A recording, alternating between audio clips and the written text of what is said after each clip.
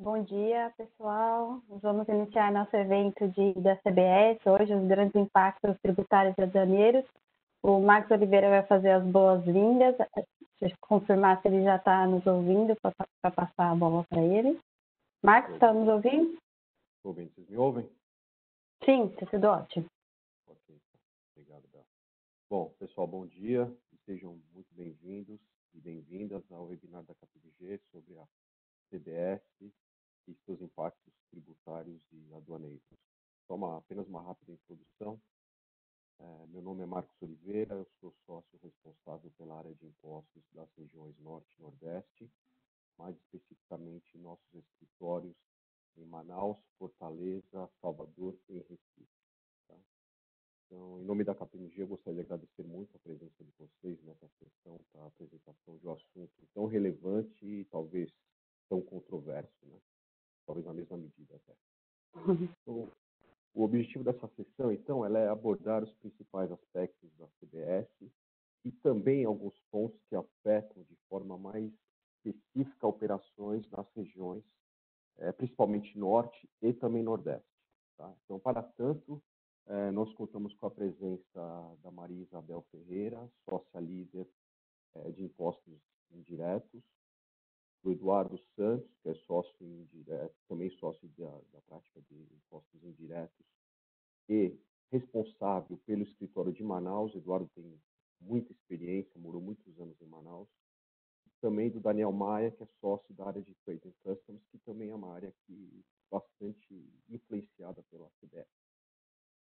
Após as três apresentações, nós teremos uma sessão de perguntas e respostas, mas, idealmente, vocês já podem submeter questões ao longo das apresentações. Não é necessário deixar para o final da apresentação as perguntas. Vocês podem ir fazendo durante a apresentação, até para lembrar, para ser uma coisa mais dinâmica. Tá?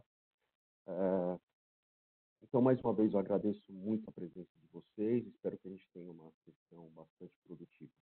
Tá? Obrigado e, Bel, com você agora. Obrigado, Marcos. Bom dia a todos. Espero que todos estejam bem física e emocionalmente aí nesse momento, né? Um momento que já virou nossa realidade, esse distanciamento social. Acho que a gente está mais acostumado esse ano a ficar distante do que ficar junto, né? Assim, tanto tempo que a gente já está nesse modelo. Mas a vida continua, né? O trabalho continua, a gente tem algumas surpresas tributárias no meio do caminho aí, e uma delas é o que a gente vai fazer esse bate-papo hoje. Também, em nome da KPMG, agradeço a presença, espero que a gente faça disso um bate-papo mesmo. O assunto tem muitos pontos polêmicos, muitos pontos de dúvidas ainda. A gente não tem todas as respostas, né? Acho que nem o governo tem, mas a gente vai fazer dessa manhã, desse bate-papo, uma troca de experiências e espero que a gente consiga contribuir aí com vocês com o tema. Passando agora especificamente, né, vou tentar aqui me controlar só para não fazer um questionamento em cima do projeto de lei, que é o objetivo do nosso bate-papo, porque é fácil criticar o que está pronto, né? O difícil mesmo é fazer. Então, vamos tentar trazer o lado positivo, mas também acho que vale a pena a gente ter bastante atenção a alguns pontos que foram trazidos pelo esse novo modelo da CBS aqui, porque eles, de fato, podem impactar de forma significativa os nossos negócios aí daí para frente, se ele permanecer no modelo que hoje foi trazido, tá? Então, ao longo desse bate-papo, como o Marcos comentou, podem colocar as perguntas ao lado, os comentários, etc. A gente vai ter algumas interações também, a gente gosta de ouvir vocês, não vai dar para ser fisicamente, mas vai ser virtualmente, a gente vai fazer algumas perguntas aqui para dividir, entender como é que vocês estão sentindo essa situação vivida. Então, antes de entrar especificamente na CBS, no PL 3887, fazer só uma linha do tempo de forma bastante rápida sobre as questões de reforma tributária, e aí eu vou de 2019 para frente, tá? Então, a gente vai ficar o evento todo falando só sobre essa linha do tempo. Mas acho que a gente teve dois grandes marcos em 2019, que foi a PEC 110 e a PEC 45, né? A PEC 110 conduzida aí pelo deputado Raoni, e a 45 pela Baleia Rossi. As duas traziam, ou trazem ainda, né, porque elas ainda estão aí na iminência de serem apresentadas e discutidas, uma mudança muito significativa nos tributos indiretos no Brasil, né? Acho que todo mundo sabe, né, o quanto nós somos complexos nos tributos indiretos. Parece que a gente é o pioneiro, né? Parece que a gente é o número 1 da complexidade do mundo. A gente perdia para a Índia, mas a Índia fez uma reforma tributária aí relativamente recente e a gente ficou lá em cima, né? Então a gente está com dos tributos mais complexos na área de impostos indiretos, o que nos traz alguns prejuízos pensando em economia, pensando em país, né?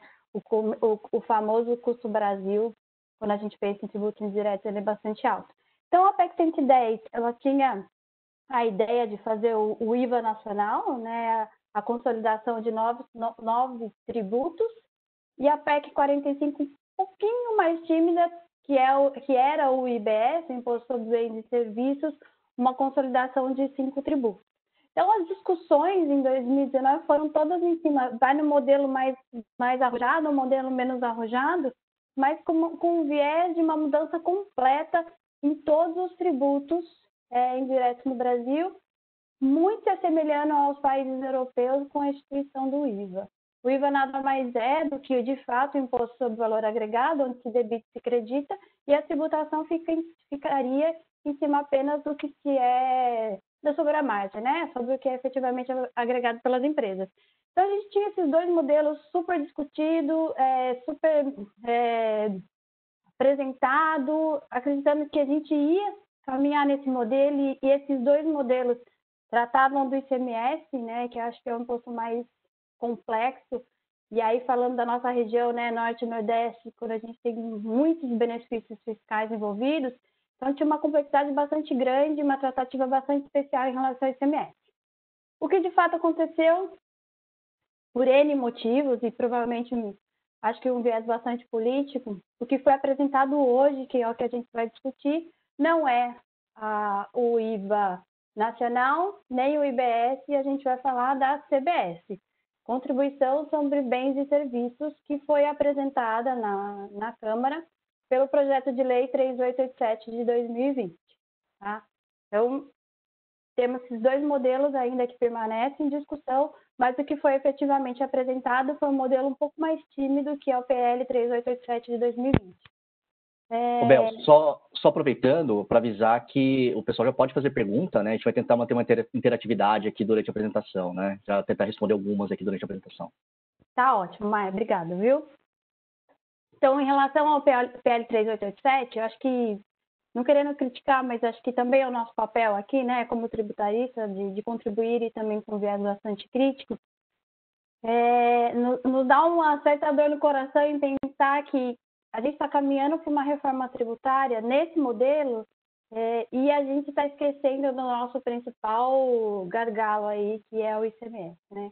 Hoje, essa guerra fiscal que a gente tem entre os estados, por um lado, é muito, muito interessante, né? É assim que a gente sobrevive, é assim que a gente acostumou a trabalhar, mas pensando em país, pensando na economia, desenvolvimento, comparação com outros países, etc., acho que ali era o nosso principal gargalo, ali deveria ser o coração da nossa reforma, e parece que a gente está indo por outro caminho, tá? Então, vamos lá para a CBS, o que é. Tá? E antes de entrar no detalhe da CBS, a gente vai fazer um slide agora e depois no final a gente vai voltar se os princípios foram atendidos ou não.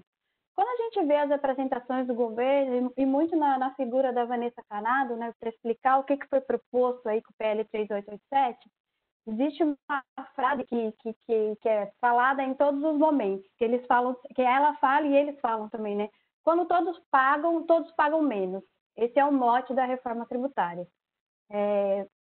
Sinceramente, eu não sei se esse modelo que foi proposto, a gente vai chegar nessa conclusão, tá? Acho que a gente vai estudar junto o tema. Mas o que está por trás, em termos de princípios sobre a reforma tributária? Em todos os discursos, melhoria de segurança jurídica, diminuição de contencioso, neutralidade das decisões econômicas, combate à evasão e sonegação. Esse aqui me dá um pouco de dor no coração de falar, mas simplificação do modelo tributário, transparência, maior equidade e manutenção da carga tributária global. Esses são todos os princípios apresentados na reforma. Me parece, assim, que nem todos foram atingidos com o modelo que foi proposto. A gente vai ver isso ao longo da apresentação aí. Quando a gente fala especificamente em manutenção de carga e simplificação, eu acho que tem bastante coisa ainda a ser feita no que foi proposto para alcançar esses dois princípios, tá? Então, esse é o pano de fundo aqui da reforma. E antes da gente passar para o próximo slide, a gente vai fazer uma enquete aqui com vocês para entender o que vocês estão achando desse modelo de reforma, esse caminho da reforma tributária que está sendo proposto hoje, né? Não mais as duas PECs, e sim a questão do projeto de lei iniciado pela CBS. Eu vou pedir para a Dani colocar a enquete aqui no nosso webcast. Vocês vão ver aqui do lado direito que tem uma pergunta, né? Você aprova o modelo de reforma tributária como foi proposto atualmente? E depois a gente vai ver o resultado aqui junto. A gente tem, acho que, uns 30 segundinhos para responder. É só clicar em um deles e enviar.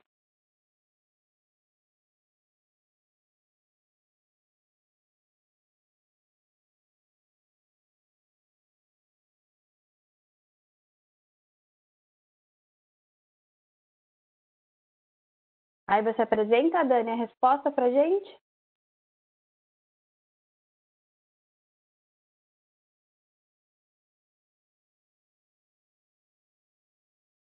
Bom, enquanto ela vai calculando aí, eu vou passar no próximo slide, tá? Mas, assim, de novo, a gente tem... Bel, nós já temos a resposta aqui, tá? Já tem? Sim, 31%, tá. Não 65%. A conta não bate, aqui tá faltando alguns por cento, mas tudo bem. Deu 65 a 31 para o não. Não. Tá, tô marcando aqui. Acho então, que tá quem bom. não respondeu não computa, deve ser, né? Pode ser. Então tá bom. Tá. Então, mas vamos falar que a gente, na maioria, a gente não aprova o modelo como foi proposto, né? Eu, pessoa física, também não, mas vamos lá. Então, quais são as etapas da reforma que estão sendo apresentadas pelo governo? Primeiro, a CBS, que é a unificação do PIS/COFINS, que é o que a gente vai falar hoje. A segunda, me dá um pouco de medo desse novo IPI aí, que seria um imposto seletivo, mas é assim que está sendo tratado. Depois, provavelmente, a gente vai ter uma mudança grande no imposto de renda, tanto na pessoa física quanto na pessoa jurídica, com algumas reduções de alíquota, talvez, aumento de faixa, diminuição dos dispêndios dedutíveis. E, por último, a desoneração de folha de pagamento, tá? Vamos ver como é que ela vai se comportar aí nos próximos capítulos. Então, vamos, o que é CBS, né? CBS é a contribuição sobre bens e serviços. Eu vou pedir a licença aqui só para ler o primeiro artigo para vocês. Que ele fala o seguinte, o artigo 1º do PL 3887. A lei institui a contribuição social sobre operações com bens e serviços. E aí, acho que a gente poderia ficar a manhã inteira discutindo isso, né? O que é esse tributo? Ele é um tributo sobre bens e serviços ou ele é um tributo que incide sobre receita bruta? Se, pelo nome, parece ser uma contribuição sobre bens e serviços muito semelhante ao IVA, se isso é uma verdade, a gente tem um grande ponto aí de inconstitucionalidade da instituição da CBS, porque não é competência das contribuições tributar os bens e serviços, né? Isso está lá na Constituição Federal 95. Se a gente for por esse caminho de dizer que a CBS é o nosso IVA, primeiro teria que ter a aprovação de uma das PECs, tanto a 45 quanto a 110. Se isso não for aprovado, a gente tem uma inconstitucionalidade bastante grande, porque não é competência das contribuições. Então, tem um monte de discussões em relação a esse artigo 1º, se de fato a gente está instituindo um IVA de PIS e COFINS ou não. A gente tem um PIS e COFINS unificado, com base em receita bruta, e sim, a gente tem fundamento constitucional. Para a gente conseguir caminhar no nosso bate-papo aqui, a gente vai tratar como um tributo, uma contribuição sobre receita bruta, tá? Que apenas o nome é sobre bens e serviços, mesmo porque acho que não existe receita bruta sobre bens e serviços, né? Acho que são duas coisas que que não tem muita liga. Então, a gente vai tratar como um tributo sobre receita bruta, tá? E todas as nossas discussões vão ser em cima disso, mas deixando aqui esse alerta de que tem esse ponto que, se a intenção do governo é trazer um IVA, precisa ser aprovado aspectos primeiro, tá? Então, acho que esse primeiro artigo para a gente pensar se de fato o modelo está adequado. Partindo do pressuposto que é sobre receita bruta, como que vai funcionar? O governo já apresentou, né, na Câmara o projeto de lei. Ele sim foi definido em caráter de urgência constitucional, o que significa que ele pode trancar as deliberações do plenário da Câmara a partir do 45º dia. Vamos ter sessões de apresentações de emenda no plenário da Câmara, e eu acho que aqui a gente tem um papel fundamental via associação de classes, para sim apresentar as emendas e discutir todos os pontos possíveis agora. Se a gente vai ser ouvido ou não, se vai ser alterado ou não, a gente não tem essa certeza, mas eu acho que a gente tem um papel muito importante aqui de apresentar. Se a ideia é diminuir o contencioso, eu acho que todos os pontos precisam ser explorados antes. Eu acho que a gente vai chegar no final e vai ver que tem pontos, sem dúvida alguma, que precisam ser melhorados, tá? Ô, Bel, temos um comentário do Adriano nessa linha, né? Ele acabou de colocar, né? Acredito que esse projeto de lei da reforma tributária não visa atender o princípio da igualdade ou isonomia tributária, uma vez que diversos segmentos como serviço serão prejudicados. Então, Adriano, eu acho que o seu comentário faz muito sentido, né? A gente vai tocar nesse ponto, mas eu vou até repetir a frase do governo, ela não é minha não, tá? É a frase do governo. Quando todos pagam menos. Esse é o mote da reforma, né? Não sei se é uma verdade absoluta, nos parece que não, tá? Mas especialmente quando você falou na questão de serviços, né? Há um claro aumento de carga tributária aí. Mas a gente vai tocar nesse ponto, esse ponto é bem interessante. Então, que fase que estamos, né? Meio que não estamos, foi apresentado o PL ali, mas nada começou a contar ainda em relação a prazo, etc. Até quem diga que ele nasceu morto, mas acho que a gente não pode ir nessa linha, não. Acho que a gente tem que trabalhar nele, apresentar as emendas, fazer nossos cálculos, pensar no nosso negócio, e pode ser que sim, que passe dessa forma e a gente tem que tomar todas as providências. Então, esse é o trâmite aí do PL 3887 da CBS. E o que é a CBS, né? Assim, partindo do pressuposto que ela não é inconstitucional, de que é um tributo sobre receita bruta, ela é uma unificação do PIS/COFINS, tanto no mercado nacional quanto PIS/COFINS de importação e PIS/folha, tá? Eu vou falar da abrangência nacional, Maia vai falar da questão de importação e o Eduardo vai falar especificamente dos aspectos relacionados à nossa região. Então, tivemos uma grande unificação aí. Agora, vamos lá para os pontos polêmicos, né? Primeiro deles, quando a gente vai para o artigo 2º, o artigo 2º traz o fato gerador da CBS, que ele diz fato gerador incide sobre o oferimento da receita bruta de que trata o artigo 12 do decreto 1598 de 77. O que acontece aqui? Quando a gente vai para esse artigo 12, ele faz uma vinculação de receita bruta da atividade principal da empresa.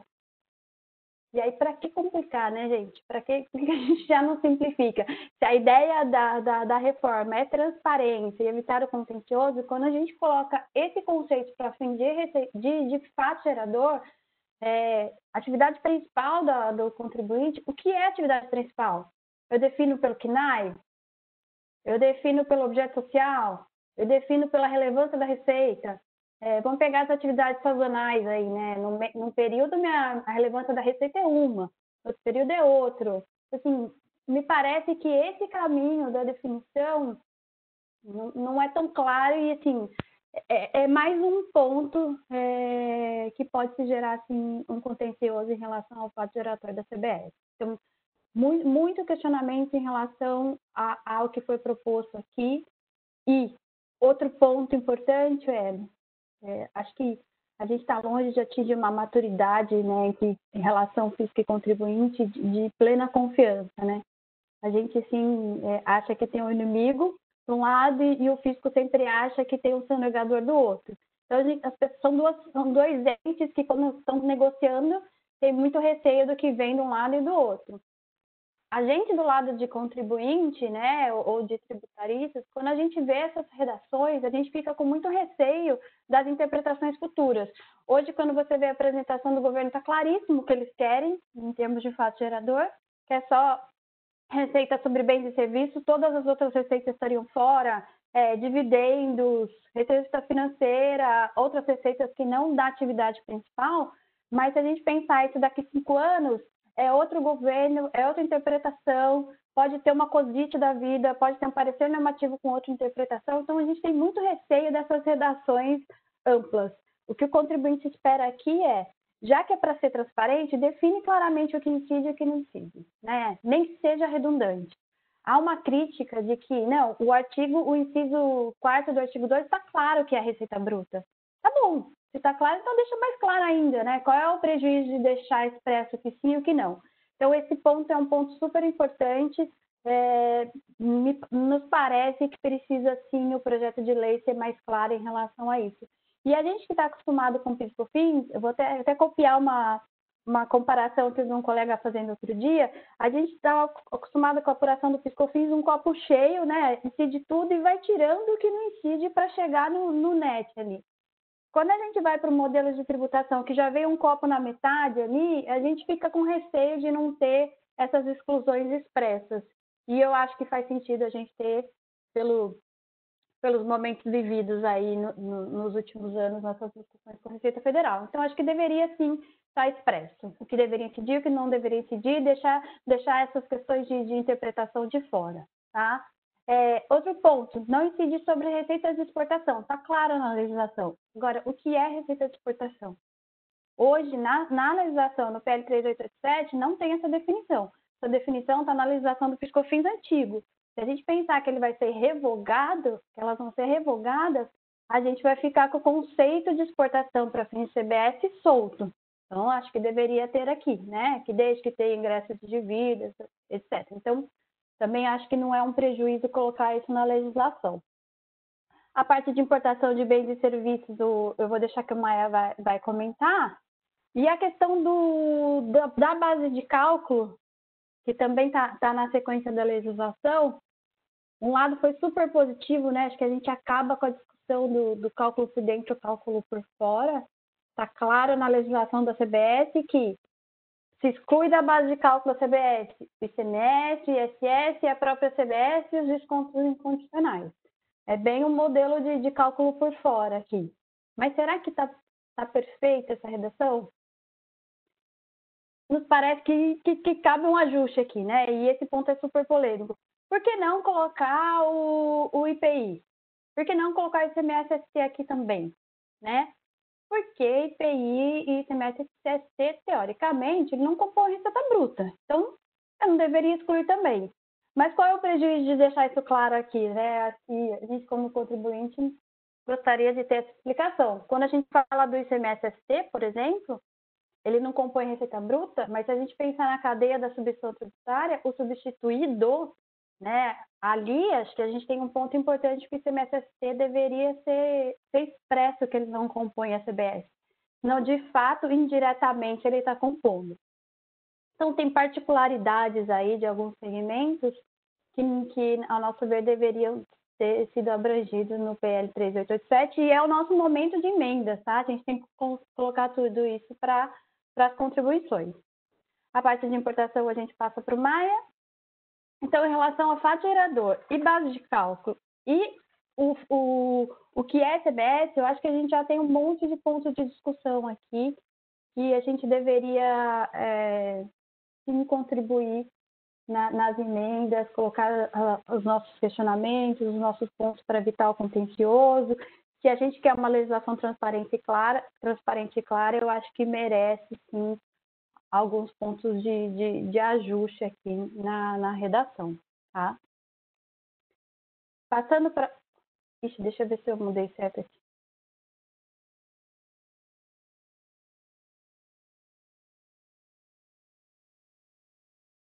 Bom, passando, depois a gente vai entrar na questão da alíquota, a gente vai abrir uma nova enquete aqui com vocês. Falando quais são os contribuintes da CBS. Está claro na legislação que o contribuinte é a pessoa jurídica ou a pessoa jurídica equiparada para fins de imposto de renda. Parece simples isso, mas assim, quando a gente for falar um pouquinho de plataformas digitais, acho que tem um perigo aí nessa equiparação de pessoa física a pessoa jurídica para fins de legislação de imposto de renda, quando a gente está falando de questões de habitualidade. No slide seguinte a gente fala sobre isso, mas bom, contribuinte é a pessoa jurídica ou a ele equiparada nas mesmas condições da legislação do imposto de renda, tá? Então vamos lá. Vamos passar para o próximo slide aqui, que é a questão da alíquota. Depois a gente abre esse nova enquete que está aí do lado direito. Qual é a alíquota da CBS? A alíquota da CBS, regra geral, 12%. Então, a gente não tem mais o regime cumulativo que a gente tinha do PIS e da COFINS. Eu estou rindo que eu vi a resposta aqui. Mas, assim, a gente não tem mais o regime cumulativo no PIS e COFINS da 365 sem crédito. A gente passa a ser 100% não cumulativo com uma alíquota de 12%. Da onde vem essa alíquota de 12%? Pergunta do milhão, né? Ninguém conseguiu responder ainda. Quando a gente tinha lá as discussões de IBS, a gente via a composição para chegar nos 25%. O 12%, eu já ouvi algumas fontes falando sobre os 12%, mas nos parece que de fato o governo não quer efetivamente abrir essa composição dos 12%. E uma das apresentações que eu vi que eu não gostei, mas assim, a argumentação foi, não, a gente colocou 12%, mas isso pode ser negociado. Parece a gente, né? Parece a gente comprando carro lá, né? Custa 100, mas a gente pode fazer um desconto por 80. Então, parece que houve uma majoração aí para se chegar num equilíbrio de uma alíquota mais efetiva. Então, talvez não permaneça essa alíquota de 12, mas é assim que está estabelecido. Exceto instituições financeiras, que tem uma alíquota menor e um regime cumulativo. Aí a gente já fez uma enquete aqui do lado e acho que vocês já responderam que vocês acham que com a alíquota de 12% haverá um aumento de carga tributária. E a resposta foi que 65% sim, 4% não e 22% não avaliado. E é uma percepção que a gente também tem, que a gente vem discutindo em outras apresentações e com os nossos clientes aí, de que, de fato, essa alíquota de 12% traz um aumento de carga tributária, matando o principal princípio da reforma tributária, de que seria a neutralidade. Então, está aí um grande ponto aí a ser debatido nos próximos passos aí da reforma. Trazendo aqui, poucos segmentos ficaram na exceção, né? A gente vai trazer no slide seguinte, poucos segmentos ficaram na exceção e alguns têm alguns tipos de crédito presumido, né? Quando a gente leva a legislação do PIS/COFINS, de certo o governo tinha razão, um monte de legislação esparsa, um monte de exceção, um monte de crédito presumido, um monte de regras específicas, mas aqui a gente teve uma concentração em poucos segmentos com créditos presumidos e alíquotas de exceções, tá? Então, a gente tem crédito presumido de 1,8% em produtos in natura. Zona Franca de Manaus, deixa para eu comentar. E aqui também a subcontratação de transportes autônomos também tem um crédito presumido. Quando a gente pegava a legislação antiga, tinha muito mais do que isso. Aqui também, só para ilustrar, as caixinhas que estão em roxo são os segmentos que permanecem no regime monofásico. Então, a gente teve uma diminuição significativa em regimes monofásicos. E isso, com certeza, vai trazer impacto tributário, não só em aumento de carga, e aqui meio uma ilusão de que haverá uma simplificação para as empresas do segmento. Porque as empresas já estavam super adaptadas a trabalhar dessa forma, inclusive a gente tem algumas operações estruturadas, com uso inclusive de benefício fiscal nas suas estruturas, e essa mudança impacta em carga na veia aí, né, em carga efetiva.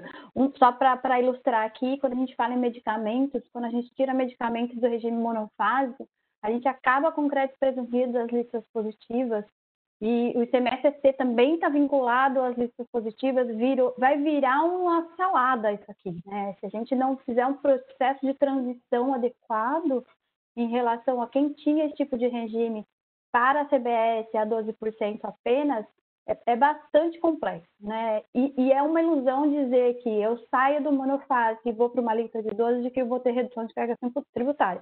Medicamento é um exemplo clássico aqui de que há um aumento significativo em carga, e aí a gente pergunta, né, quem é que vai pagar isso?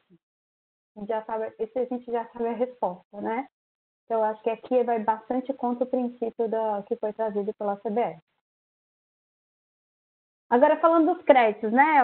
A CBS está instituída no regime de não cumulatividade, então tem o débito na saída e crédito na entrada. E o que eu posso tomar crédito?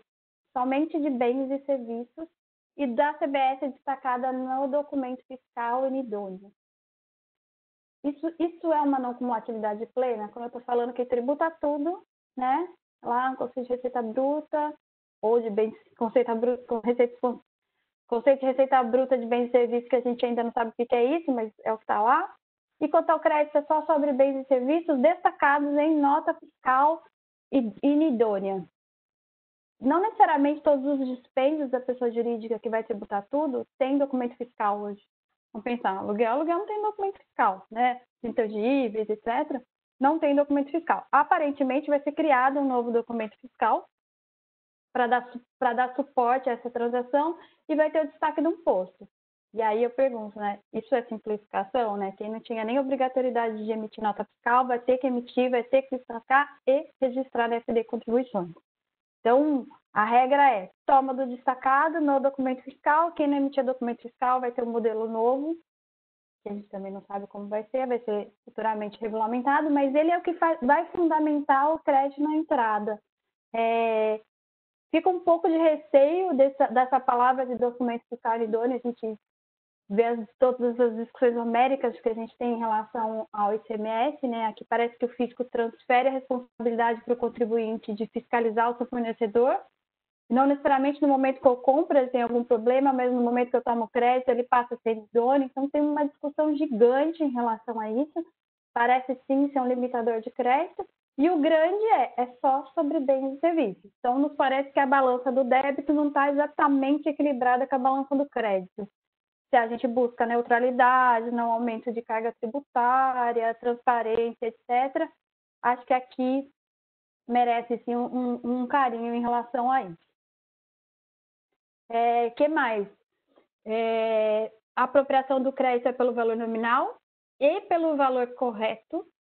Se o seu fornecedor destacou um valor a maior na nota fiscal, seu crédito está limitado ao valor correto, então cabe sim você fiscalizar a operação anterior. Não tem atualização de crédito. E saldo credor. Saldo credor também é um assunto bastante gostoso aí de CBS, né?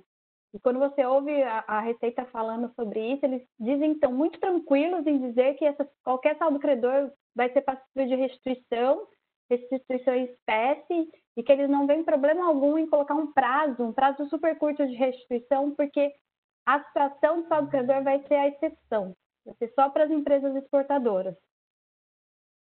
Não sei se é uma verdade, né? Acho que tem atividades sazonais, a gente tem outras situações, tem saídas isentas, tem alguns pontos aí importantes que não necessariamente só as empresas exportadoras, e um ponto bastante de atenção aqui e os saldos credores de PIS e COFINS que hoje eu tenho na minha escrita. Isso de fato vai ser transferido para a CBS, eu vou poder utilizá-los de forma tranquila na apuração da CBS. Aqui chama atenção o artigo 121 do projeto de lei, que não me parece ser tão tranquilo assim, né? Acho que a intenção é excelente, a redação precisa de um carinho ali. Ele diz que aparentemente sim, o que eu tenho de saldo credor hoje de PIS e COFINS eu levo para essa apuração da CBS, mas isso eu não posso descontar da CBS. Então, o que eu faço com isso? Vai ser uma exclusão na DCTF? Vai ser um PER específico?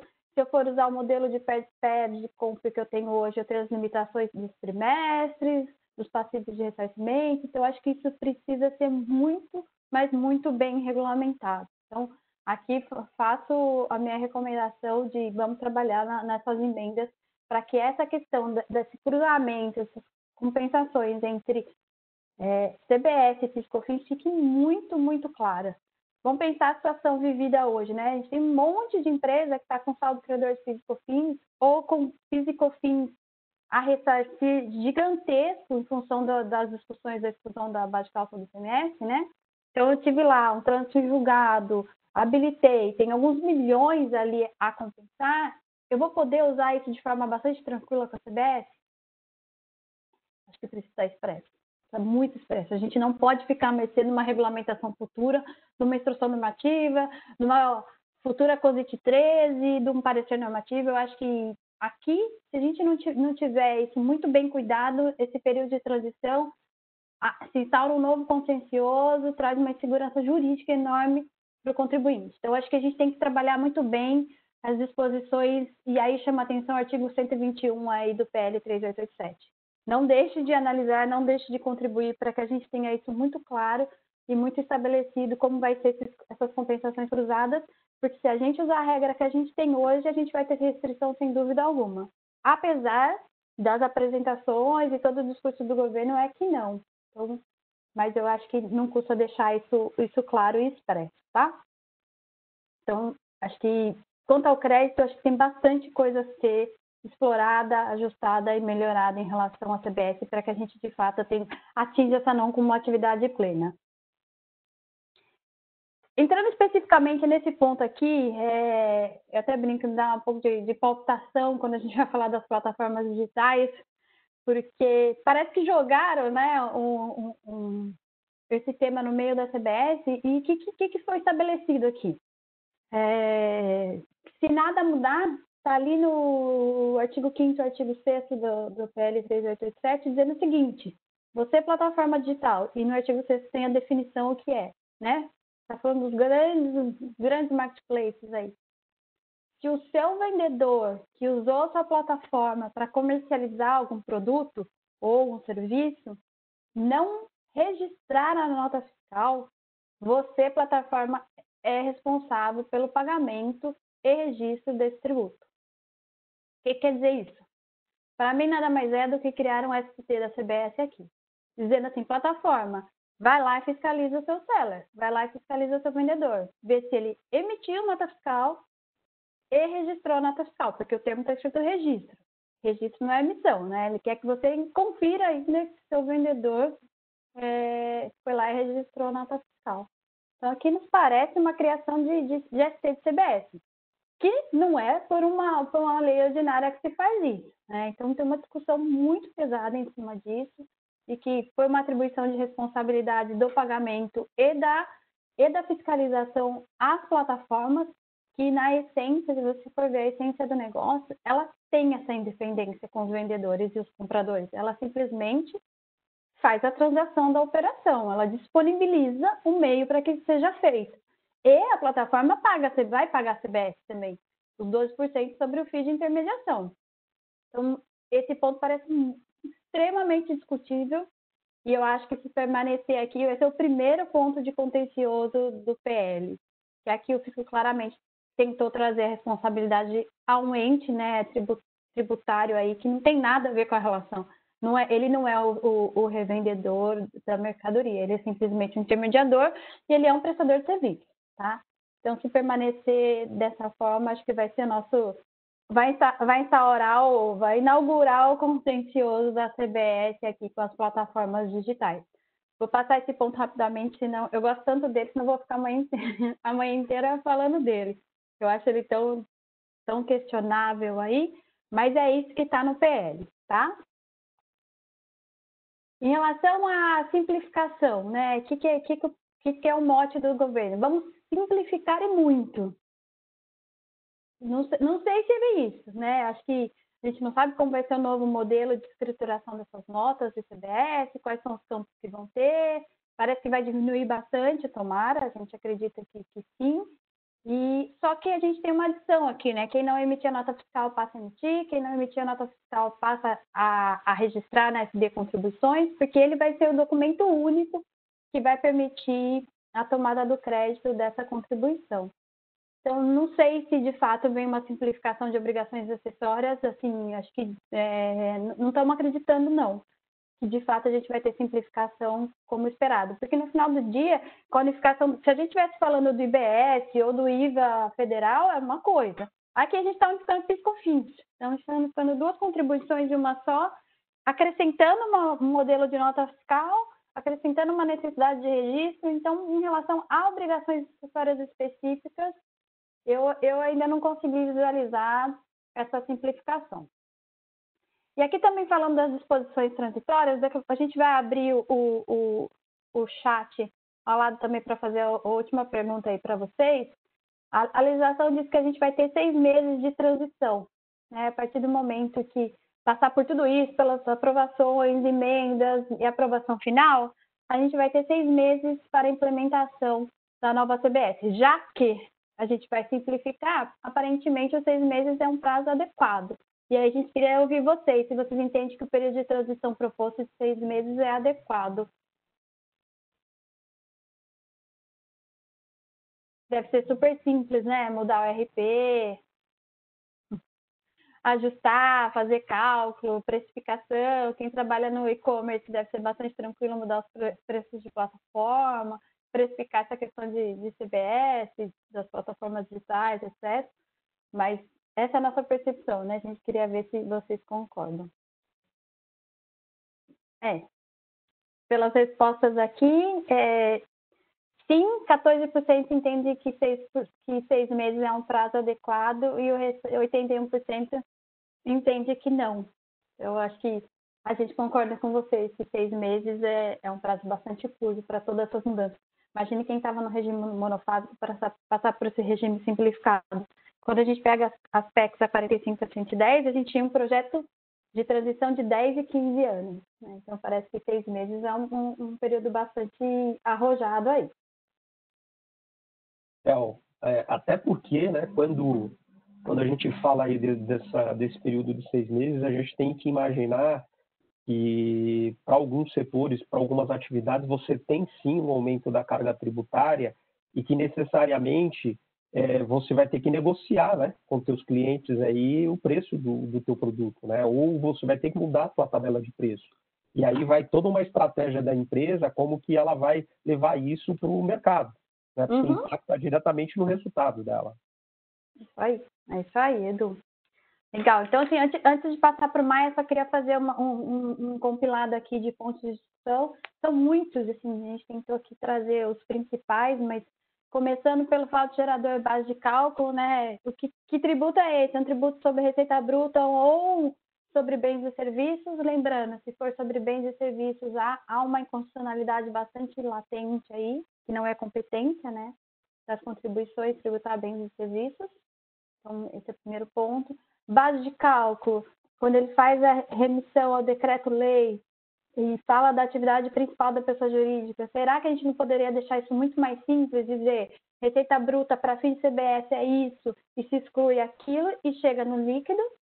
Se queremos chegar em transparência, acho que seria um modelo adequado. Critério dos créditos, me parece que a balança está meio mais pesada para o lado do débito do que o do crédito. Acho que cabe um carinho nessa redação.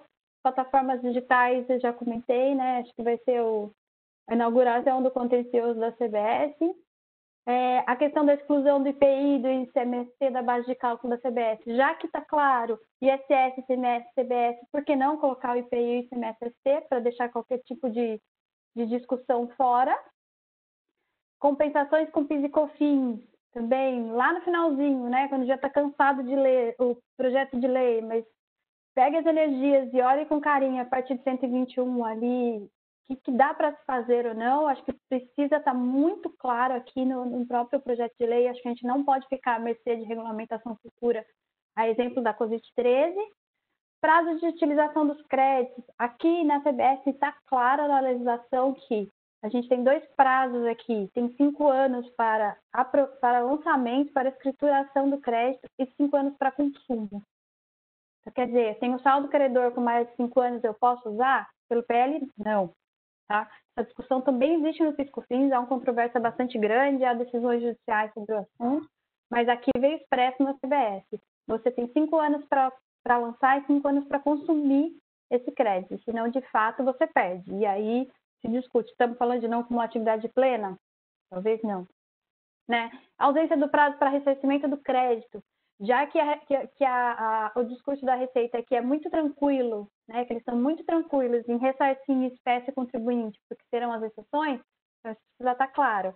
Né? Vai ter em quê? Em 3 meses, 2 meses, 1 ano? Vai ter atualização? Não vai? Se eles são tranquilos, eu acho que deveria estar expresso. E aqui um ponto muito, muito complicado, o Maia vai falar bastante, a gente tem uma extensão de vários benefícios fiscais, que traz claramente aquilo que vocês responderam, efetivamente um aumento de carga tributária, tá? E antes de passar para o Maia, só voltando àquele nosso slide inicial dos princípios da reforma tributária, queria só fazer uma reflexão aqui, né? Voltando neles.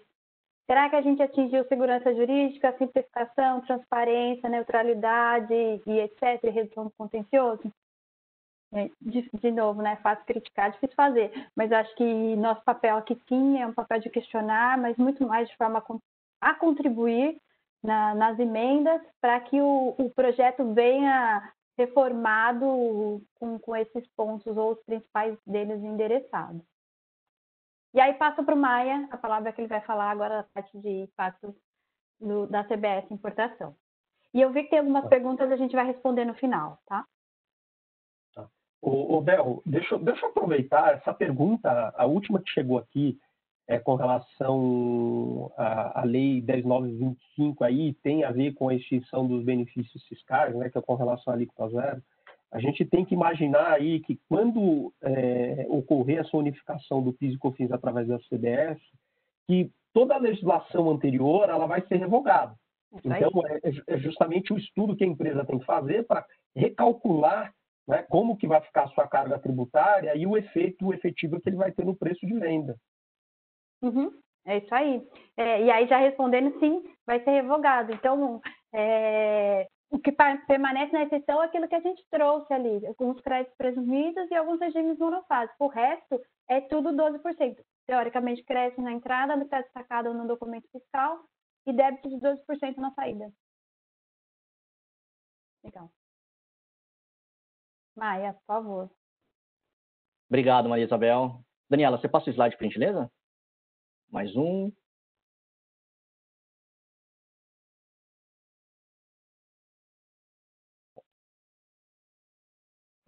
Acho que está voltando, Daniela, por gentileza. É o slide de impactos. Isso, muito obrigado, muito obrigado. Pessoal, bom dia.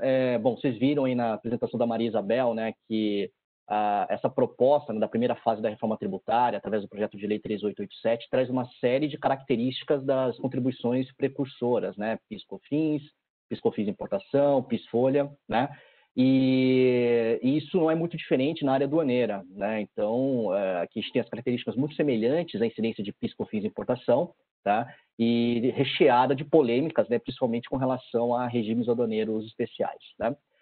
Eu vou falar rapidamente aqui sobre características gerais, né, do impacto da CBS nas exportações brasileiras, nas importações brasileiras, e depois, no slide seguinte, eu vou falar sobre os impactos, né, os pontos polêmicos nos regimes aduaneiros especiais. Okay? Bom, logo de cara, lá no primeiro artigo do projeto de lei, né, o legislador deixa claro, né, que o objetivo da CBS é que ela incida sobre operações de mercado interno, né, e coloca lá no inciso 2 também sobre operações de importação, tanto de mercadorias quanto de serviços, né? Com relação às exportações, também seguindo aquele pressuposto, né, aquele princípio de manter as características de PIS/COFINS, a CBS também não incidirá sobre receitas de exportação e também será mantido o direito ao crédito, né, de tributos a ela vinculados, tá? Então, assim como hoje é possível manter créditos relativos a PIS/COFINS quando você exporta o produto, também isso será mantido com relação às exportações de créditos decorrentes de CBS, né? Um detalhe importantíssimo, né? A CBS também não incidirá sobre receita de exportações de serviço, tá? E aqui tem já uma questão que diferencia do tratamento dado a PIS/COFINS. Para que haja não incidência de PIS/COFINS de exportação de serviço, há aquela condição, né, de que haja o ingresso de divisas no país, tá? Na CBS não há essa condição. Então, simplesmente, né, o legislador deixa claro aqui que não incidirá CBS nas exportações de serviço, ponto final. Lembrando que há a possibilidade de você ter uma exportação de serviço sem ter o ingresso de divisas, né? Como, por exemplo, o pagamento em moeda nacional. Isso é possível, né? E isso não descaracteriza aquela exportação de serviço. Então, aqui deixa super claro que CBS não incidirá sobre exportações de serviço, ponto final, tendo ou não ingresso de divisas, né? Com relação à Zona Franca de Manaus, eu vou deixar para o José Eduardo, depois a gente faz um bate-bola aqui, tá? Falando um pouquinho agora de importação, né, a alíquota que será aplicada nas importações da CBS também é a alíquota flat, a alíquota de 12%, exceto, evidentemente, para aqueles produtos relacionados lá no anexo 2, né, com tributação monofásica, né? E aqui a gente faz até uma certa reflexão, né? Aparentemente, quando a gente fala de PIS, de CBS, incidente de operações do mercado interno, receita, há um sentimento aqui de um increase de alíquota, né? Desse aumento de alíquota, tá? Com relação à CBS na importação, aqui tem 2 pontos interessantes, tá?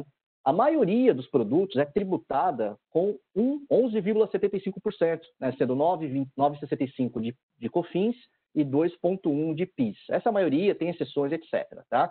Nós temos também bastante produtos, né, que tem 1% a mais, que é o adicional de COFINS, né? Então, essa alíquota vai para 12,75%, lembrando que esse 1% ele entra como custo para a empresa. Tá? Então, se a gente está tratando aqui de uma alíquota flat de 12%, né, e a maioria é 11,75% ou 12,75%, sendo 1% custo, então, aparentemente, né, para importações, essa alíquota aqui faz um certo sentido, perfeito? A boa notícia, né, que evidentemente a gente não vai ter aquela figura, graças a Deus, aqui do adicional de COFINS, que onera demais as operações para os importadores, lembrando que você não tem direito a crédito, né, desse 1%. Então, isso não ocorrerá caso seja mantida o texto original aqui, quando for publicada a lei ordinária, perfeito? Então, a alíquota é 12%, ponto final, e princípio de não cumulatividade aplicada nos 12%. Sem ter aquela figura do adicional de COFINS. Fato gerador, tá? Ele incide sobre importação, ele é considerado ocorrido nas importações de bens na data de registro da declaração de importação para consumo. Okay? E você recolhe a CBS através de débito automático, né? Sempre tem aquela conta exclusiva para débito de tributos vinculadas ao Siscomex. Então, quando você registra a sua DI, né, a CBS, assim como os demais tributos federais aduaneiros, são recolhidos através de débito automático no momento do registro da DI. Okay? A base de cálculo aqui é sempre o valor aduaneiro. Tá? Isso até faz a gente lembrar, né, quando foi instituído o PIS/COFINS importação, da Lei 10.865, que tinha aquela fórmula maluca para calcular PIS/COFINS importação, e parecia que a gente estava no looping, né? Para calcular ICMS na importação, você precisava de PIS/COFINS, e para calcular PIS/COFINS, você precisava de ICMS. Né? Isso deixou de acontecer em 2013, né? Então, PIS/COFINS importação já são calculados desde 2013, considerando apenas o valor aduaneiro. No entanto, né, tem um detalhe super importante, tá? Muito embora não tenha ICMS e demais tributos na base de cálculo da CBS importação, a CBS ela vai continuar compondo a base de cálculo de ICMS na importação, perfeito? Assim como o PIS/COFINS hoje compõe, a CBS também irá compor, né, para não cometer nenhum erro de conjugação verbal, irá compor a base de cálculo de ICMS na importação. A base de cálculo de ICMS na importação é o valor aduaneiro do produto, mais imposto de importação, IPI, contribuições sociais, hoje PIS/COFINS passará a ser CBS, o próprio ICMS mais despesas aduaneiras, lembrando que o conceito de despesa varia de acordo com o Estado. Okay? Então, pode ter, né, um incremento aqui do ICMS de importação ou uma redução, dependendo do impacto que a CBS vai ter com essa alíquota de 12% flat. Tá? Então, se você hoje tem uma alíquota de 12,75%, né, isso evidentemente vai refletir positivamente também no ICMS, né? Você vai ter uma redução do ICMS no valor a ser recolhido. Okay? Contribuintes da CBS na importação de bens. Sempre o importador, aquele que registra a declaração de importação e tem a conta vinculada, a conta para débito de tributos vinculada no Siscomex, né? Lembrando que a solidariedade, quando você faz uma importação indireta com o adquirente da mercadoria e também com o encomendante, aí depende muito da modalidade, né? Se é conta e ordem, é adquirente, se é encomendante, se é por encomenda, é encomendante. Okay? E se você tiver adquirindo um bem que está no entreposto aduaneiro, o contribuinte do imposto deixa de ser o importador e sim o adquirente do entreposto, da mercadoria entrepostada, ok? Então tem essas condições e hoje esse é o tratamento já dado também com relação a PIS/COFINS de importação. Falando um pouquinho de importação de serviço, pessoal, também na importação de serviço a alíquota 12%, né? O fato gerador ocorre, né, na data do pagamento, do crédito, da entrega, do emprego ou da remessa da contraprestação pelo serviço. Contribuinte é sempre o tomador ou adquirente do serviço, né? E a CBS terá como base de cálculo na importação de serviços o valor pago, creditado, entregue, empregado ou remetido como contraprestação pelo serviço antes da retenção dos tributos. Tá? Então, esse é o critério que vai ser adotado com relação à CBS na importação de serviços. Tá? Dani, você passa para o próximo slide, por gentileza? Obrigado. Agora, pessoal, a gente vai falar um pouquinho aqui dos pontos polêmicos, né? E praticamente todos são decorrentes de regimes aduaneiros especiais ou regime de tributação diferenciado, né? E logo de cara aqui, né, o que causou mais preocupação realmente são os regimes de drawback e recoff, tanto na modalidade de suspensão como isenção, tá? Porque, de fato, tem umas questões aqui polêmicas, né, e pode tornar o benefício menos atrativo caso seja mantida a redação do projeto de lei. Okay? Com relação ao drawback suspensão, lembrando que o drawback suspensão ele permite, né, a importação ou aquisição no mercado interno de insumos com suspensão de tributos, desde que você industrialize e exporte o produto final. Tá? O recoff tem o mesmo conceito, né? O recoff tem uma sistemática diferenciada de gestão, uma série de benefícios, né? Não vou entrar no mérito aqui, também iria a manhã inteira, tá? Mas em termos de conceito básico, o drawback e recoff tem, basicamente, né, o objetivo de adquirir insumos no mercado interno ou no mercado externo, sem incidência de tributos, com suspensão de tributos, desde que você industrialize e exporte o produto final. No entanto, o projeto de lei sugere alteração no artigo 12 da Lei 11.945 de 2010. E esse artigo 12 da Lei 11.945 de 2010 é a base legal para suspensão de tributos aduaneiros ou de tributos federais na aquisição de insumos sob drawback e sob recoff, tanto importação como aquisição no mercado interno. Tá? A redação original da Lei 11.945 diz que a aquisição no mercado interno ou a importação de forma combinada ou não de mercadoria para emprego ou consumo na industrialização de produto a ser exportado pode ser realizada com suspensão do II, IPI, PIS e COFINS importação. O que o projeto de lei está sugerindo? Ele está sugerindo suprimir PIS e COFINS da redação da lei 11.945, ou seja, o benefício fica 100% atrelado à suspensão de imposto de importação e IPI, tá? Se você estiver importando, e simplesmente IPI se você estiver adquirindo no mercado interno. Okay? E não sugere a inclusão da CBS como tributo suspenso nas aquisições sob drawback. Tá? No entanto, como vocês podem ver aí na tela, tá?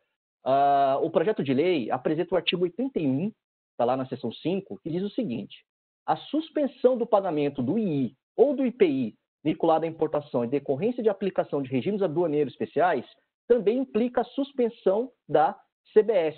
Ou seja, se você estiver importando um insumo sobre o regime aduaneiro especial e esse insumo tiver suspensão de I e IPI, isso terá, né, porque vai ser mantida a suspensão lá na Lei 11.945 para o I e IPI. Então, isso se estende também à CBS.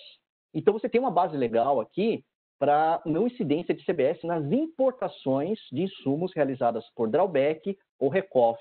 No entanto, como vocês podem ver na tela, ele só estende a suspensão quando há importação. Ele não estende na aquisição de insumos no mercado interno. Perfeito? Então, se a legislação passar dessa forma, for publicada dessa forma, as aquisições no mercado interno sob drawback ou sob recoff terão incidência de CBS. Isso é complicado, né? Porque o drawback isenção já passou por um processo que o tornou menos atrativo, tendo a incidência de adicionar o frete para renovação da marinha mercante na importação. Tá?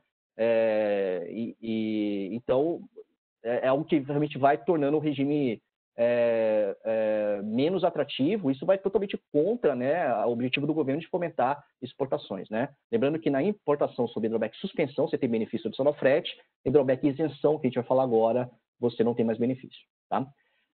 Com relação ao drawback isenção, Aqui a situação é mais grave, né? O projeto de lei, ele sugeriu uma alteração muito semelhante, só que na Lei 12.350, no artigo 31, que é a base legal para isenção ou alíquota zero de tributos federais no drawback isenção, que é aquele regime utilizado para reposição de estoques, né, no produto que foi exportado. Okay? E também aqui ele pede para suprimir PIS e COFINS da base de cálculo, da base legal, né, para isenção ou alíquota zero de tributos federais, e não sugere a inclusão da CBS. E aqui a gente não pode aplicar, né, o artigo 81 do projeto de lei, porque ele é exclusivo para suspensão. E a gente está falando de isenção ou alíquota zero. No artigo específico, acho que é o 79, se eu não me engano, que trata de isenção da CBS no projeto de lei, ele não relacionou o drawback isenção. Então, resumindo, gente, no drawback isenção, se for publicado dessa forma, terá incidência de CBS, tanto na importação como também na aquisição no mercado interno. Drawback isenção, tá? A suspensão ele só teria na aquisição no mercado interno.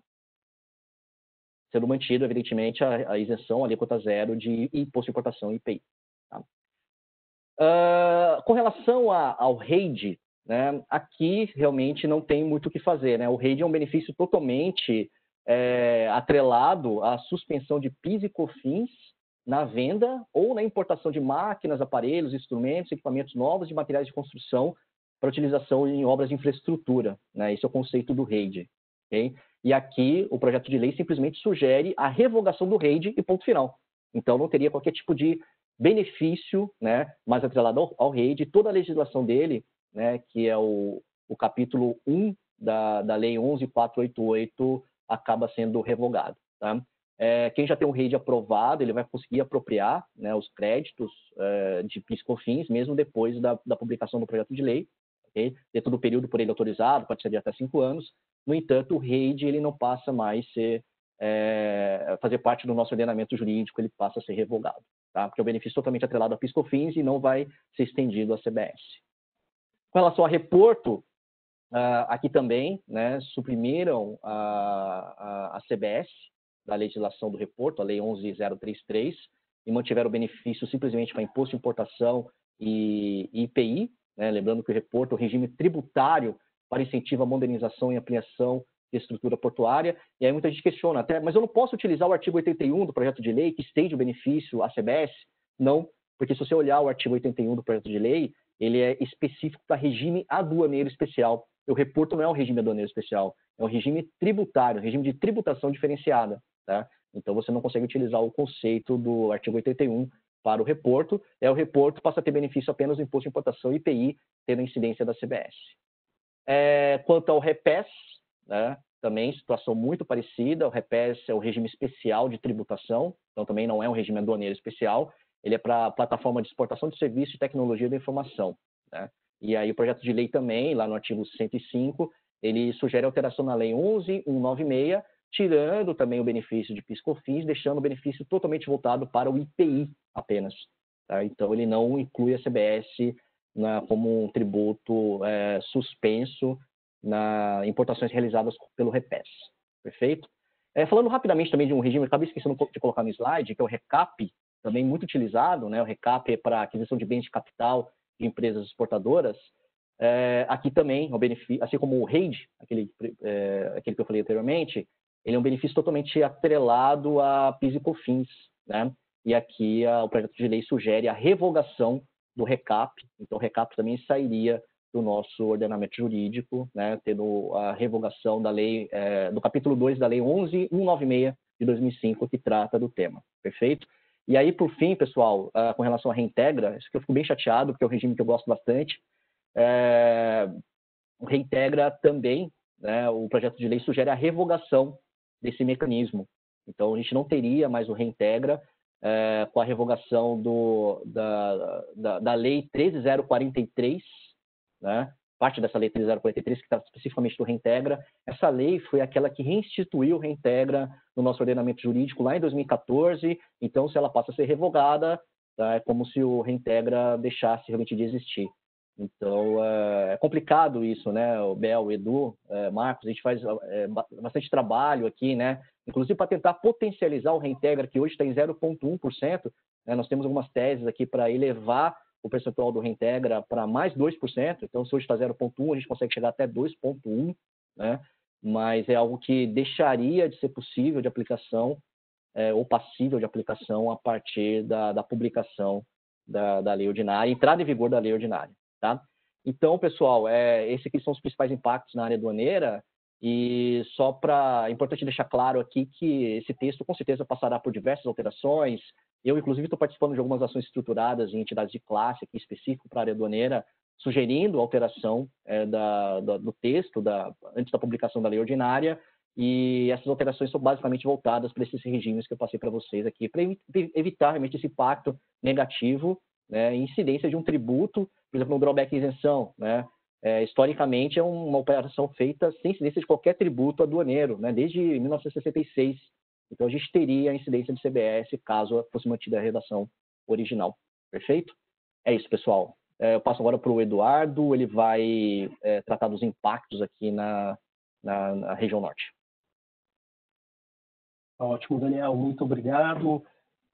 Bom, eu gostaria de começar aqui a falar sobre os aspectos que afetam a nossa região, unificando aí alguns pontos que foram comentados ao longo da apresentação, tanto pelo Daniel Maia quanto pela Abel, né?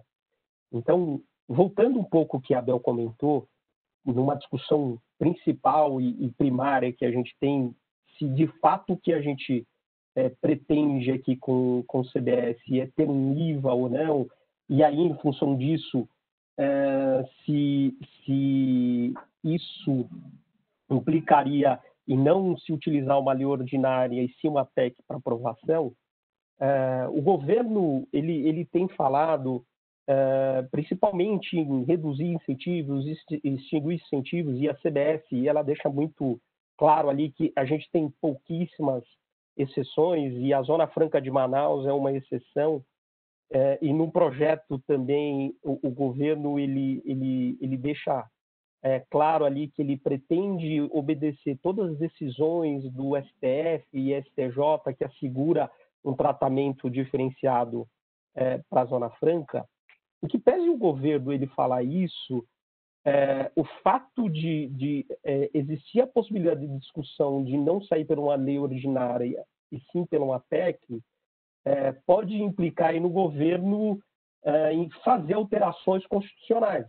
E aí, portanto, a Zona Franca, que é uma zona de exceção em função de deliberações na Constituição, a gente pode ter mudanças, tá?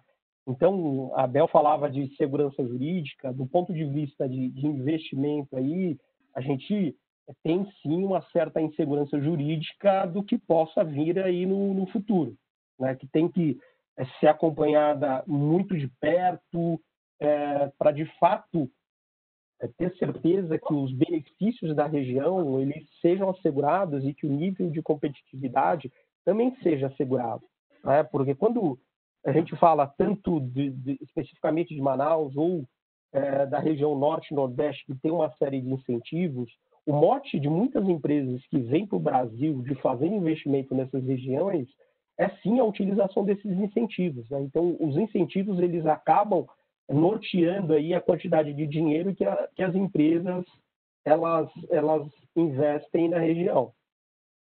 E aí, buscando um pouco também do que a Abel colocou lá no passado, de quais seriam os próximos passos do governo em termos de mudanças, que ela fala sobre a tributação de dividendos, especificamente sobre a tributação de dividendos, isso pode implicar um grande problema para as empresas, né? Que ela tem que começar a se preparar agora, porque grande parte do lucro da empresa ele fica atrelado a incentivos estaduais, né, que por previsão legal você não paga nenhum tributo sobre esses incentivos estaduais, mas também você não pode distribuí-los ao sócio, né? Então, uma parte do lucro fica retido ali, e a outra parte que lhe é permitido e que hoje tem uma tributação a zero, pode passar a ter uma tributação.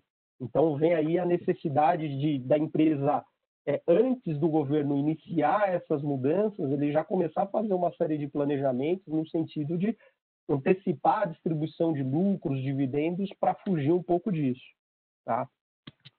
Agora, Olhando um pouco aí das exceções que nós comentamos, e aí a grande exceção para a região norte e nordeste é a Zona Franca de Manaus.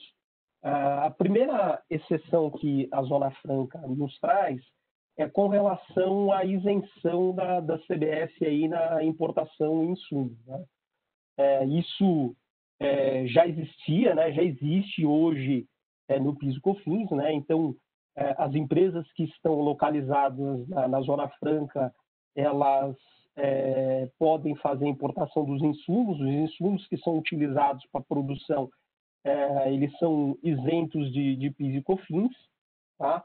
E eles vão se manter isentos já com a nova CBS, tá?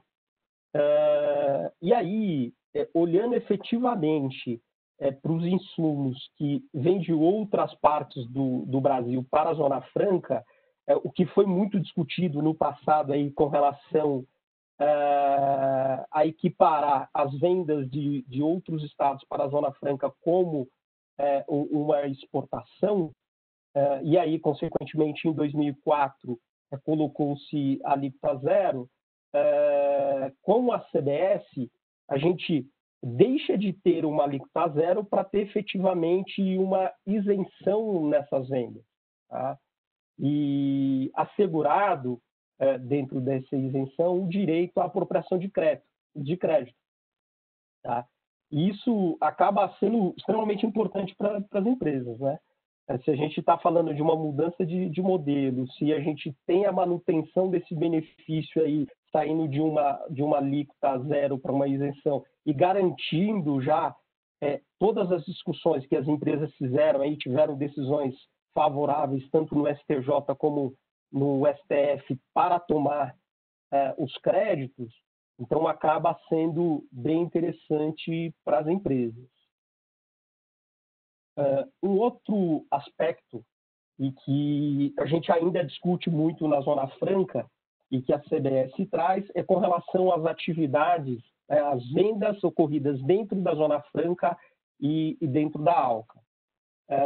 Então, considerando isso, ele traz sim uma isenção, né? E se você comparar com a situação atual hoje, as empresas elas devem pagar o PIS e COFINS nas vendas dentro da Zona Franca e dentro do ALCA.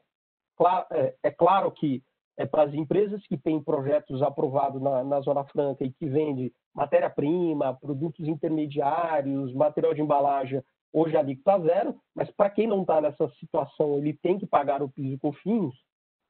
As empresas, do ponto de vista de PIS e COFINS, elas têm ido aos tribunais para discutir justamente o recolhimento dentro da Zona Franca, tá? Indo lá no que aconteceu no passado nas discussões de equiparação das vendas para a Zona Franca como exportação, as empresas estão utilizando esse mesmo conceito para ir aos tribunais e exigir que o mesmo tratamento seja dado também para as vendas dentro da Zona Franca. E aí, nesse sentido, as empresas têm conseguido ter decisões favoráveis e a própria Procuradoria da Fazenda ela já emitiu um ato declaratório, o ato declaratório 4 de 2017, onde ela deixa claro que ela não contestará qualquer tipo de ação judicial que as empresas elas tiverem ingressado, tá? Então, se a gente puder fazer uma divisão entre a situação que nós temos hoje e a situação que nós teremos com a CBS, para as empresas que ainda não ingressaram com a ação, se elas ingressarem com a ação, do ponto de vista de PIS e COFINS, ela vai conseguir aí uma alíquota zero nas vendas dentro da Zona Franca, tá? E quando tiver aí implementada a CBS, se a gente tiver aí o projeto de lei aprovado, ele vai contar com a isenção, tá? Gostaria também de aproveitar esse momento e fazer um link com relação ao benefício que o Daniel Maia comentou do Reintegra. Eu tenho observado aí uma série de empresas dentro da Zona Franca e do ALCA também se utilizando aí do preceito de considerar como se fosse uma área de exportação e aplicação da alíquota zero, para também ingressar aí com ações pleiteando o benefício do reintegra. Tá? Então, olhando aí para os últimos 5 anos, há a possibilidade da empresa recuperar aí créditos decorrentes do benefício do reintegra, desde que ela utilize aí o ingresso de uma ação judicial.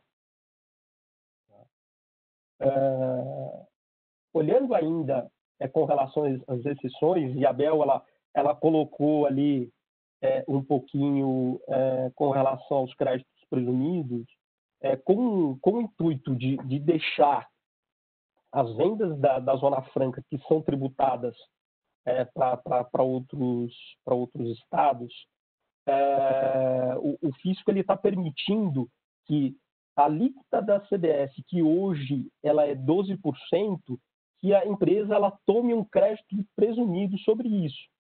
Então, ela tem um crédito presumido de 3% e, efetivamente, ela vai pagar 9% sobre essas vendas.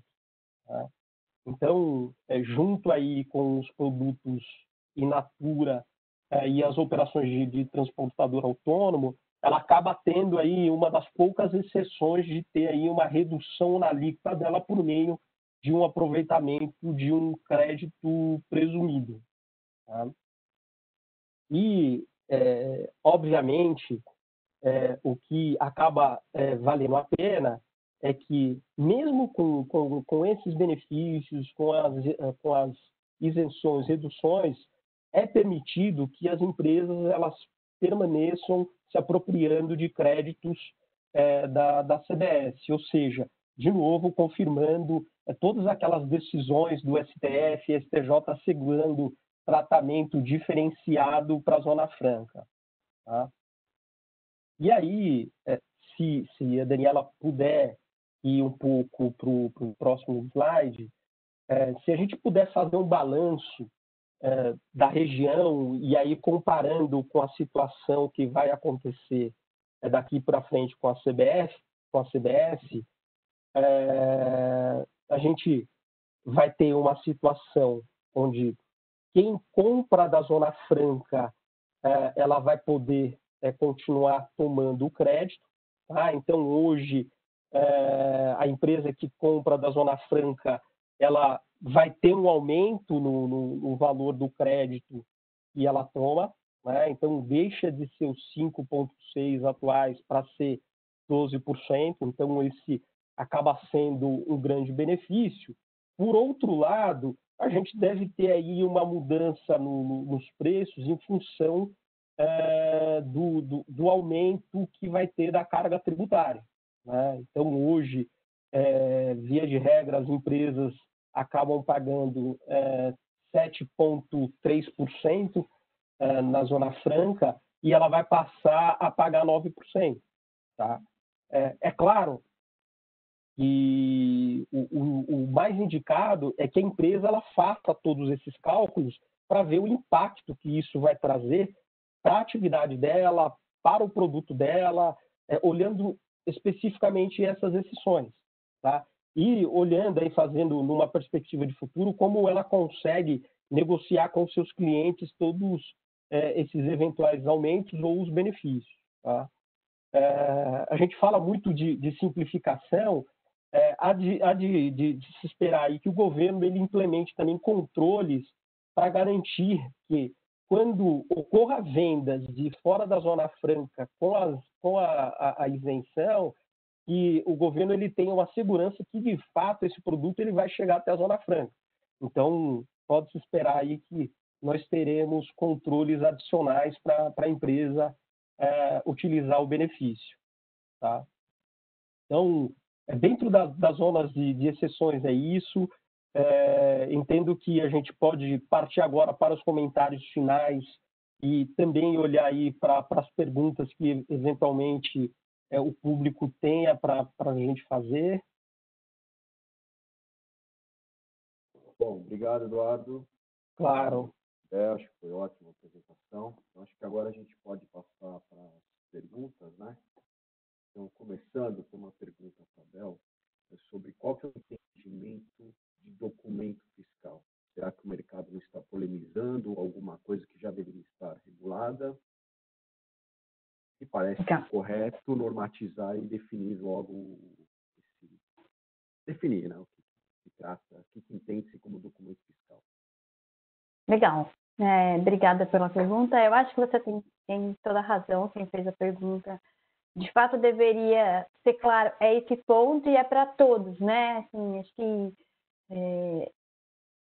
nesse aspecto eu concordo. O único ponto aqui trazido é, se o mote é simplificação, então eu acho que é muito mais no sentido de vamos deixar claro o que a gente quer. O crédito é baseado em documento fiscal único e exclusivamente. Naquele modelo X, obrigatoriamente precisa ser registrado. Isso não é simples, né, de fazer. Quando você está numa estrutura que você não tem emissão. Por isso que a gente fez a pergunta ali, a enquete. 6 meses é adequado? Não é adequado para quem não tem a estrutura de emissão de documento fiscal e registro em FD. A gente sabe o quanto isso é complexo, né? Então, eu acho que é uma junção de fatores que precisam ser repensados. Então, se a gente olhar isoladamente, o documento fiscal deixa padronizado a esse ponto, eu acho sensacional. Agora, isso atrelado ao prazo de transição, com o mote de que isso é simples, eu acho que aí é o grande ponto de discussão, de que não é simples uma transposição dessa, né? Quanto a gente sofreu aí, não sei a idade de todo mundo, né? A minha foi a transição do documento físico do documento fiscal eletrônico. Não foi simples. Então, eu acho que a gente tem que deixar claro que se não é simples, isso é custoso. Mas eu concordo com você. A partir do momento que padronizado deveria ser assim, regra geral é assim que a gente vai trabalhar, mas daí tem que fazer as adequações subsequentes. Foi mais nesse sentido que eu quis colocar, de que não é tão simples assim, tá? Ok, obrigado. Tem uma pergunta para o Eduardo aqui, que 5,6% de crédito, né, apenas para venda de produtos que tem um projeto, um PPB aprovado, e não havendo PPB, hoje seria de 9,25%, que é isso mesmo.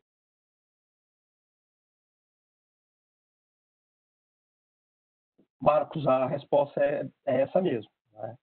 O benefício para quem tem os projetos aprovados dentro da Zona Franca, e se você não tem o projeto aprovado, você tem que utilizar a alíquota regular de PIS e COFINS, né, de 9,25%.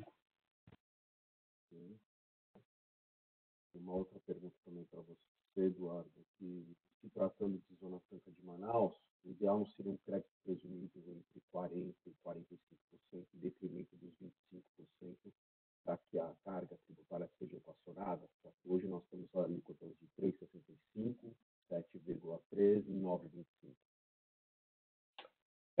Essa pergunta ela vai de encontro também o que a Bel falou no início da conversa, né?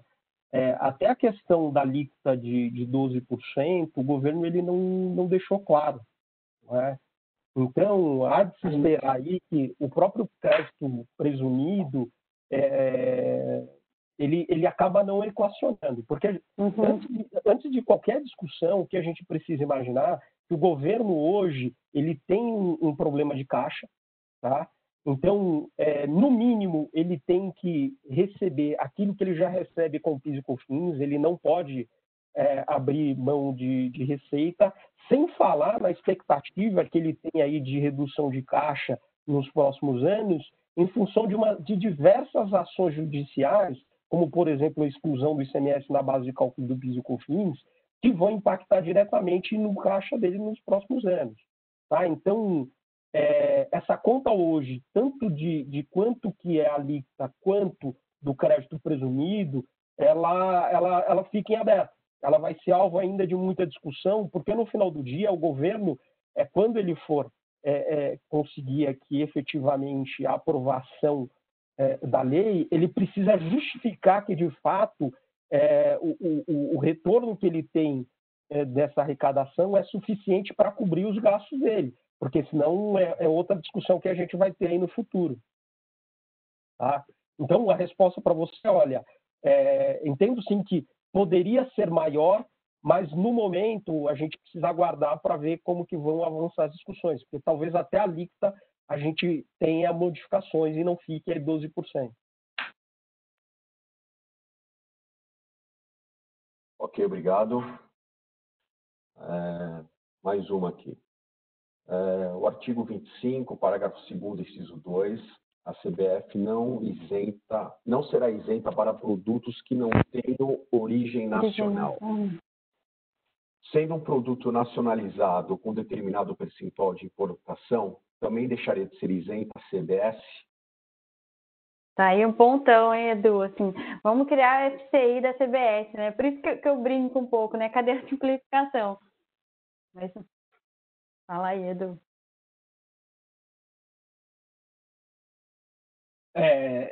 De fato, o que a Bel falou aí, talvez a gente vá na linha de a gente criar aí essa nova obrigação para você ter essa divisão, porque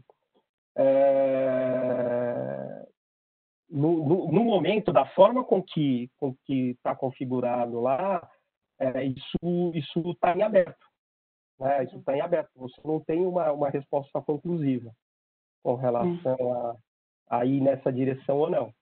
Mas eu vou na linha que, no final do dia, a gente vai ter que criar aí uma forma de você dimensionar o quanto que você está utilizando de material importado e nacional para poder determinar ou não como vai ser feito. E parece, pela essência, né, da CBS, do jeito que está tratado, é não ser isento mesmo, né? Produtos nessa situação. O governo ele está sendo muito taxativo ali em tratar algumas exceções. Olha, isso daqui é exceção. O que fugir disso daqui vai da regra, vai ter que tributar 12% e ponto, né? E aí a gente fica duvidoso a questão de não aumento de carga, né? Mas fala, Marcos, por favor.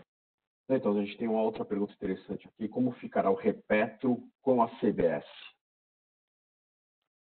Olha, essa é uma ótima pergunta. O Repetro é um ponto polêmico, porque se pegarmos a lei do Repetro SPED, né, que é a nova modalidade do Repetro, todas as empresas habilitadas no Repetro deverão migrar para o Repetro SPED até o final do ano. A lei do Repetro SPED trata o regime como regime também de tributação diferenciada, e não como regime aduaneiro especial. Tá? No entanto, a instrução normativa, né, que trouxe mais detalhes aqui a respeito do regime, trata como regime aduaneiro especial. Ela vai contra a base legal do Repetro SPED. Então, pela lei, é um regime de tributação diferenciada e pela instrução normativa é um regime aduaneiro especial. Tá? Se entendemos como regime aduaneiro especial, o artigo 81 do projeto de lei, que prevê a extensão dos benefícios do IIP para a CBS, é aplicável no caso do Repetro SPED. Tá? Se entendemos como regime de tributação diferenciada, aí não seria aplicável, não teria benefício da CBS. E até uma outra questão polêmica, né? Porque o Repetro é basicamente, né, a junção do regime de admissão temporária mais drawback dentro de um único regime aduaneiro, específico ali para a exploração de jazidas de petróleo e gás natural. Tá? Só que a admissão temporária e drawback são regimes aduaneiros especiais. Então, assim, tem bons elementos, bons argumentos para ampliação para a extensão do benefício de suspensão de tributos federais para a CBS. Lembrando, né, que essa previsão, considerando a redação original do projeto de lei, só é aplicada no caso de importação com base no Repetro. Tá? Deixa eu aproveitar, Marcos, só responder a pergunta do Ricardo aqui também, né? Acho que isso é importante. Tendo em vista a revogação do REID, o governo já disponibilizou alguma matéria acerca do tempo que as empresas deverão para se adequar à nova realidade. Tá? Ainda não tem nada muito detalhado, Ricardo. No entanto, no projeto de lei, se a gente pegar lá no artigo 130, no parágrafo único, ali deixa claro que a apropriação do crédito que trata o caput, especificamente que é do REID, né, ficará sujeita às correlatas legislações de contribuições para PIS, PASEP e COFINS anteriores à entrada em vigor desta lei, inclusive em relação à alíquota aplicável no cálculo do seu valor. Então, a gente interpreta isso aqui que, se você for uma empresa que estiver dentro ainda do período de habilitação, de permissão de utilização do REID, ainda que esse período seja posterior à entrada em vigor da lei instituindo a CBS, tá? Você pode manter as normas aplicáveis a PIS/COFINS, né? Inclusive com relação aos créditos inerentes a essa operação. Okay? Isso é o que nós temos por enquanto. Tá? Mas, de novo, né, a legislação deve passar por alterações e devemos ter também algumas notas explicativas, aí, alguns pareceres detalhando melhor essa situação. Legal, a gente está chegando aí no final, mas tem várias perguntas aqui, mas tentar responder duas de forma bastante rápida. Tem uma pergunta sobre o prazo de utilização dos créditos, são 5 anos. Está lá no artigo 15 do PL, tá? Ele fala o direito à apropriação e utilização, ele se extingue em 5 anos, ao contrário do primeiro dia subsequente àquele em que ocorrido o fato gerador. Então, no PL 3887, artigo 15, traz essa previsão expressa. Uma outra questão aqui, só para deixar, eu gostei da pergunta, só para deixar claro sobre as plataformas digitais, né? Que eu falei que me dá uma palpitação. O questionamento foi trazido. Será que a gente não entende que deveria ter, sim, uma moralização, uma fiscalização maior? Porque a gente sabe que ali tem uma evasão grande de tributos e não pagamento de tributos pelos sellers, pelos vendedores. Eu concordo, eu acho que sim. Não há dúvida em relação a isso, né? Todo mundo que cumpre o fato gerador, né, que tem a incidência do fato gerador, deveria cumprir com essa obrigação fiscal. O ponto é, a gente tem que usar o caminho adequado. Não é por lei ordinária que se cria a substituição tributária de CBS para as plataformas. Então, vamos fazer? Vamos fazer direito, né? E ainda, no caso da forma como está no PL, ele fala a plataforma é responsável se o vendedor não emitir. Então, você traz a responsabilidade de fiscalizar o vendedor. Então, isso não é o core, isso não é o business da plataforma. A plataforma é uma intermediadora. Então, ou você estabelece uma regra que ela consiga cumprir, porque imaginem, vamos pegar uma Amazon, um Mercado Livre, isso que eu estou falando das grandes, né? Tem muitas empresas menores que não têm estrutura.